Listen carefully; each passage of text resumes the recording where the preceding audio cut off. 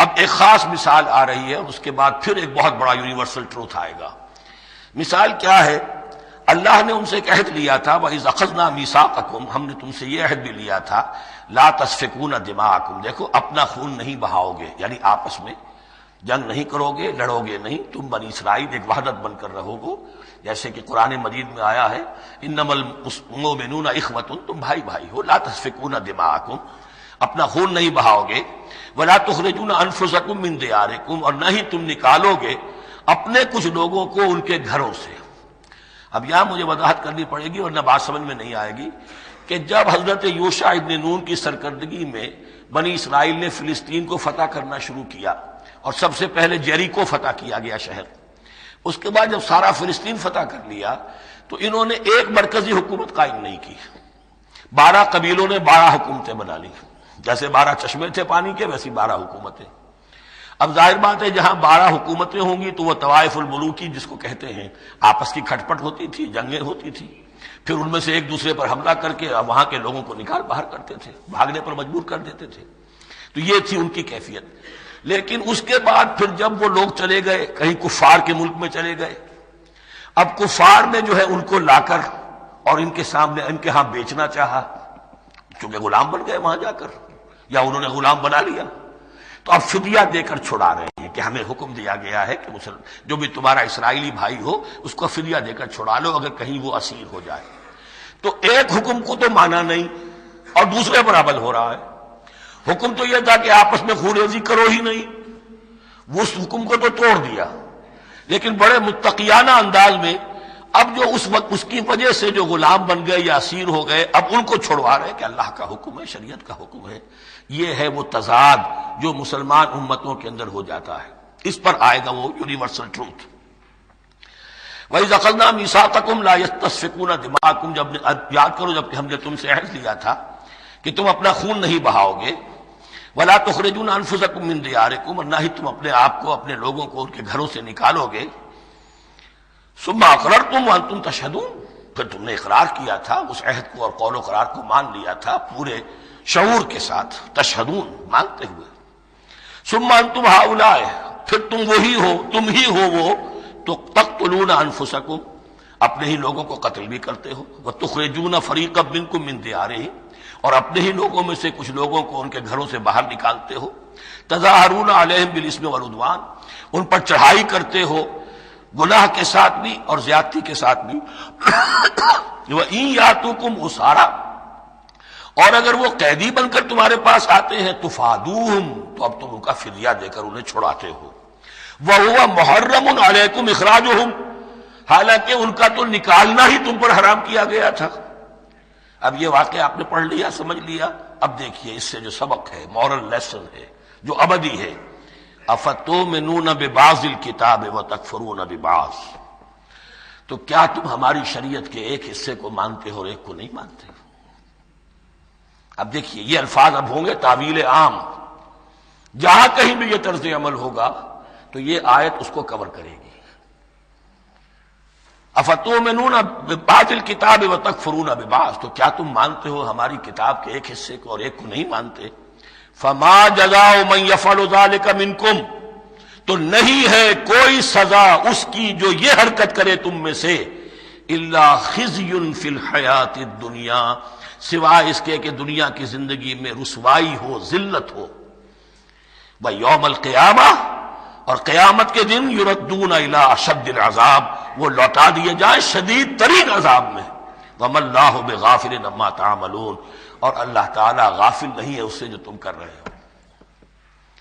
آج امت مسلمہ پر 100% یہ آیت منطبق ہو رہی ہے، پورے دین پر چلنے کو تیار نہیں، ہر گروہ نے کوئی ایک شے حلال کر لی اپنے لیے، ملازم پیشہ طبقہ ہے، رشوت حلال ہے، کیا کرے اس کے بغیر گزارا نہیں ہوتا، کاروباری طبقہ ہے، سود کیا کرے اس کے بغیر تو یہ کاروبار چلتا نہیں، فلاں ہر ایک کے لیے، ہر ایک نے، یہ جو طوائف ہے ان سے جا کے پوچھیے وہ بھی کہتے ہیں کیا کریں ہم، ہمارا یہ دھندا ہے، ہم بھی محنت کرتی ہیں، مشقت کرتی ہیں۔ ابھی ٹی وی پر میں نے دیکھا بنگال کی پروسٹیچیوٹس مسلمان جو ہیں ان کے کچھ انٹرویوز لیے گئے کہ ہم پر کیوں پابندی عائد کرنے کی کوشش کی جا رہی ہے، یہ بھی ایک محنت ہے جو ہم کرتی ہیں، اور یہ کہ ان میں سے آپ کو یہ بھی معلوم ہے کہ ان میں سے بعض ایسی ہوتی ہیں وہ جب جب محرم کے دن آئیں گے کالے کپڑے پہنیں گی، جلوسوں کے ساتھ ہوں گی، اور یہ مزاروں کے اوپر اکثر و بیشتر وہی ہوتی ہیں، دمال کھیلتی ہیں، جو کچھ کرتی ہیں وہ نیکی ان کے ہاں بھی ہے۔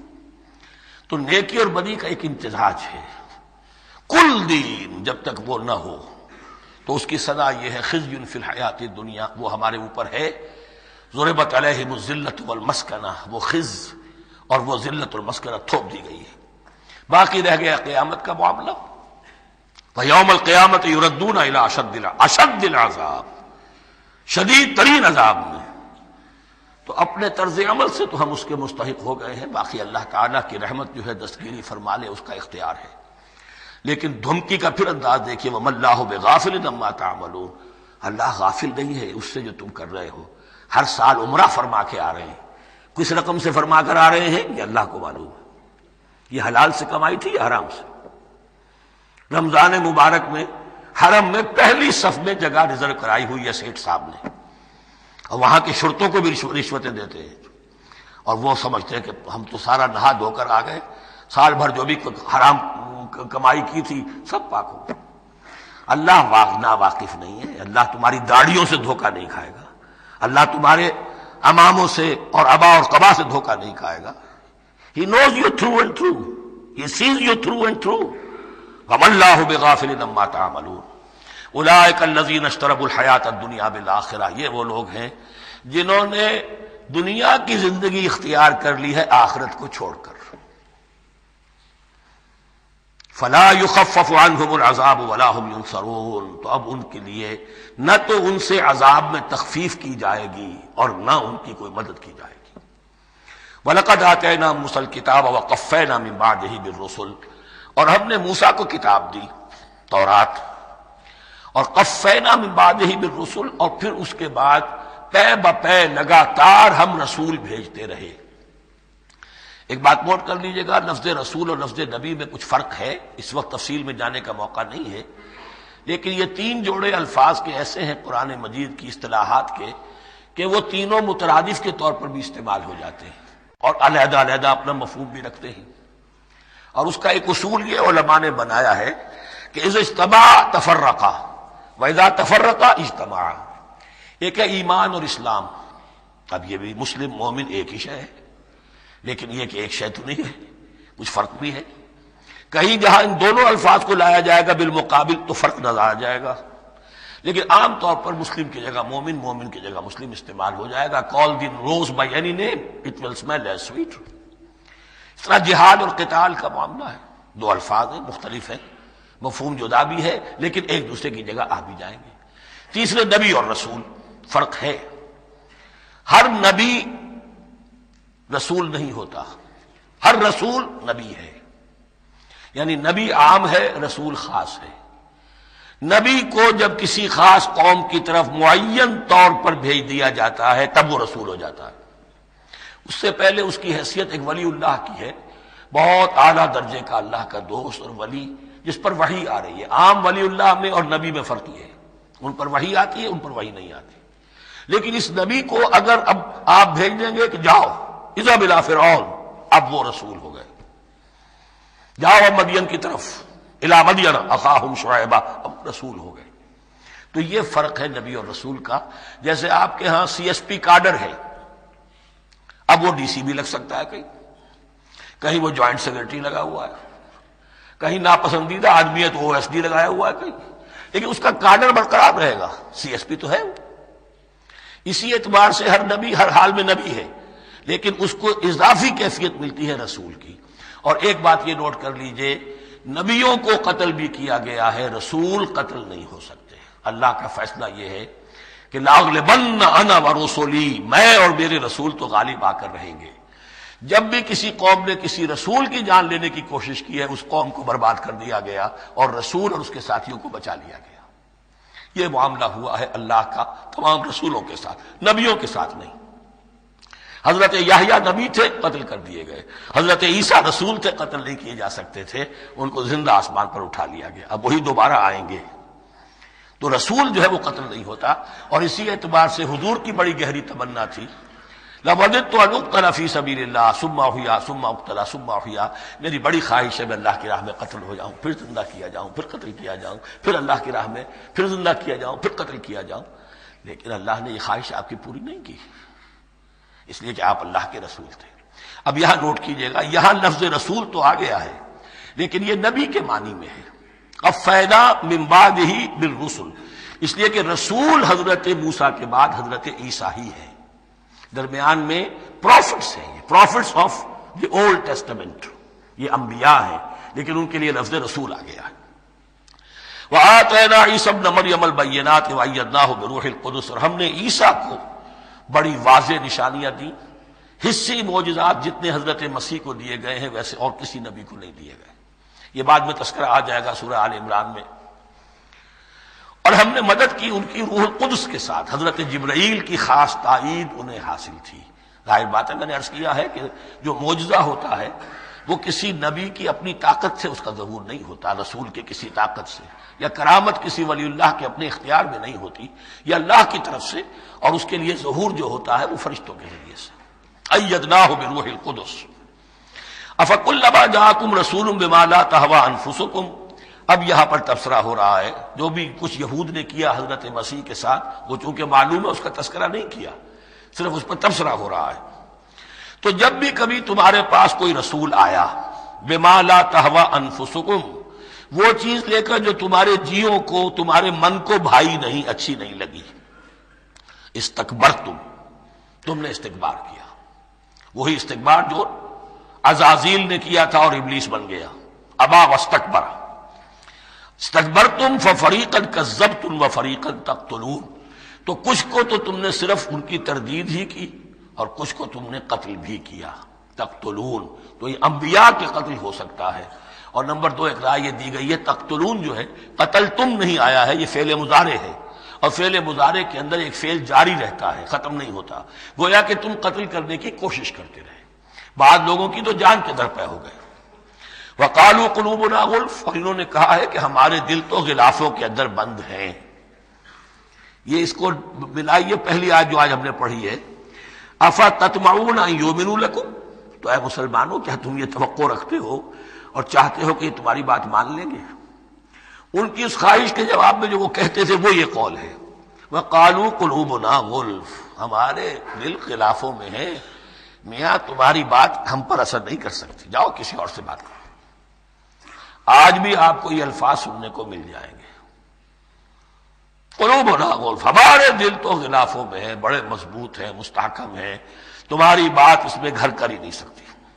بل لعنہم اللہ بکفرہم، یہ ہے تبصرہ.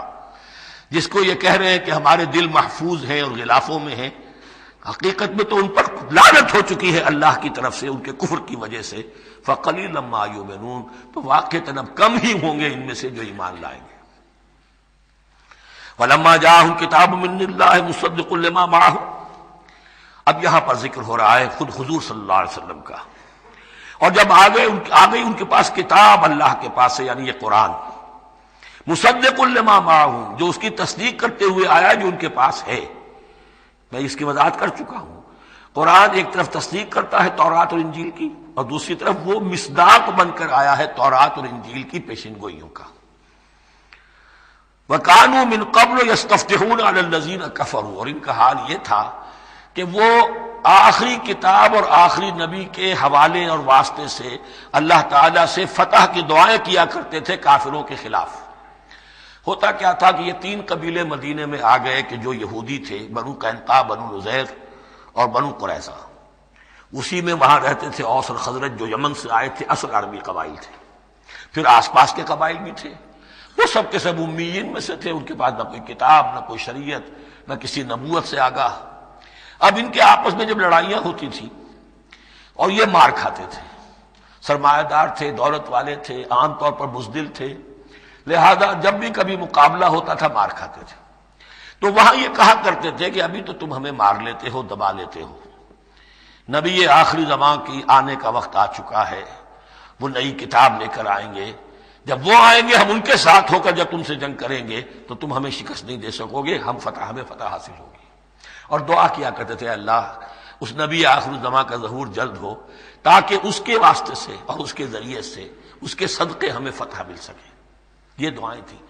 چونکہ خزرج اور اوس کے لوگوں نے ان کی یہ دعائیں سنی ہوئی تھیں، یہی وجہ ہے کہ حج میں سن 11 نبوی کے حج میں یا سن 10 نبوی کے حج میں جب وہاں پر 6 آدمیوں سے حضور نے بات کی جو خزرج کے تھے سب کے سب، انہوں نے کڑنکھیوں سے ایک دوسرے کو دیکھا، معلوم ہوتا ہے یہ وہی نبی ہے جن کا ذکر یہ یہودی کرتے ہیں، تو اس سے پہلے کہ وہ ایمان لائے تم ایمان لے آؤ۔